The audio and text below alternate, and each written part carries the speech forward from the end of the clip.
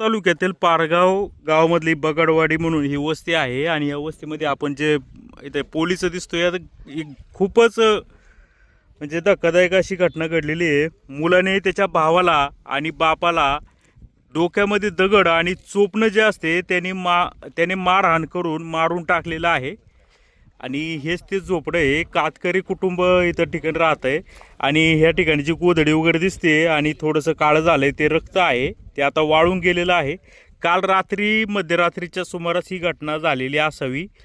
झालंय असं की याच्यामध्ये हा जो आरोपी आहे बाबाजी जयराम मुकणे वय वर्ष 32 याची पत्नी याला सोडून गेलेली आहे अशी माहिती मला मिळाली आणि हा थोडासा विक्षिप्त आहे अशी देखील माहिती मिळालेली आहे। आणि हा त्याच्या बापाच्या सोबत म्हणजे जयराम महादू मुकणे त्यांचं वय 65 यांच्यासोबत राहायचा। हे जे जयराम महादू मुकणे हे जे बाबा आहेत हे स्वतः त्याचं सगळं खाणं पिणं जेवण खाऊन बनवून द्यायचे आणि हे दोघंच या ठिकाणी राहत होते।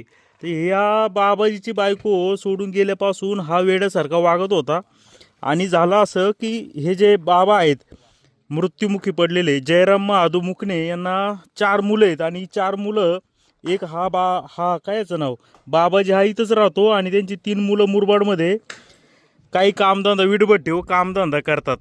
झाला असं की त्यांचा तो मुरबाडवरून त्यांचा एक दुसरा मुलगा आहे राजू जयराम मुकणे त्याचं 30 वर्षे तो या बाबांना भेटायसाठी या ठिकाणी आला खूप दिवसानंतर आणि 2 दिवसांपूर्वी तो या ठिकाणी आला असता यांच्यामध्ये सतत भांडणं व्हायची आणि या भांडणाचंच पर्यवसान या मर्डरमध्ये झालेलं आहे।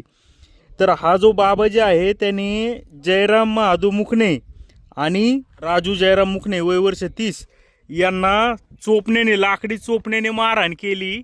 हे बघा आता ते चोपणं देखील आपण पाहू शकतो का पोलिसांनी घेऊन चालवलेलं आहे ते जप्त केलेलं आहे।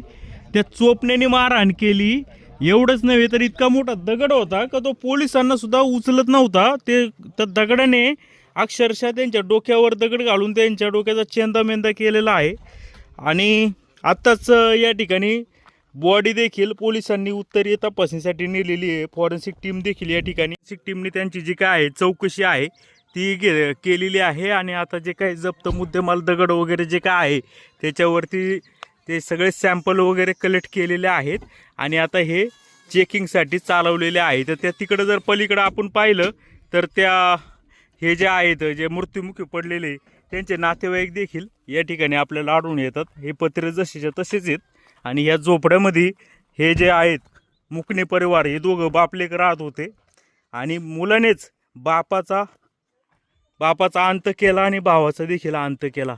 पहा कशा परिस्थितीमध्ये हे या ठिकाणी राहत होते। हे पहा हे त्यांनी काल रात्री जेवण केलेलं असेल दारू देखील त्यांनी पिलेली आहे अशी शक्यता आहे कारण इथं एक दारूची बाटली दिसते एक तंबाखू किंवा चुना देखील या ठिकाणी दिसतोय। इथं बाजूला रक्त आहे ते वाळून गेले रक्त। हे बघा मासे वगैरे पकडण्याची किंवा काही वेगळी जाळी देखील दिसते प्लॅस्टिकचा कागद आहे आणि इथं बहुतेक काय आहे काय समजत नाही आहे ते देखील आहे। इकडं जे काय घर साहित्यासाठी वापरलं जाणारे साहित्य देखील या ठिकाणी दिसून येते। पाणी याच्यामध्ये हे बघा इथं काहीतरी झिंगे वगैरे पकडून वगैरे कसं इकडं तिकडं करून हे कातकरी कुटुंब असल्यामुळं आपला उदरनिर्वाह या ठिकाणी करत होते परंतु या ठिकाणी ही घटना घडली।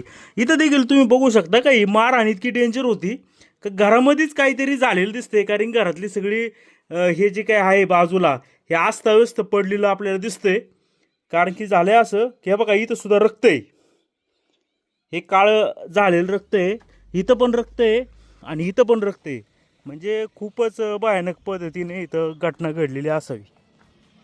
आता आरोपीला पोलिसांनी ताब्यात घेतलेला आहे आता त्याच्याकडे चौकशी केली जाते परंतु असं समजते का तो सायको आहे। नक्की कशामुळं ही घटना घडलेली आहे ते आता पोलीस तपासानंतर उघडकीस येईल।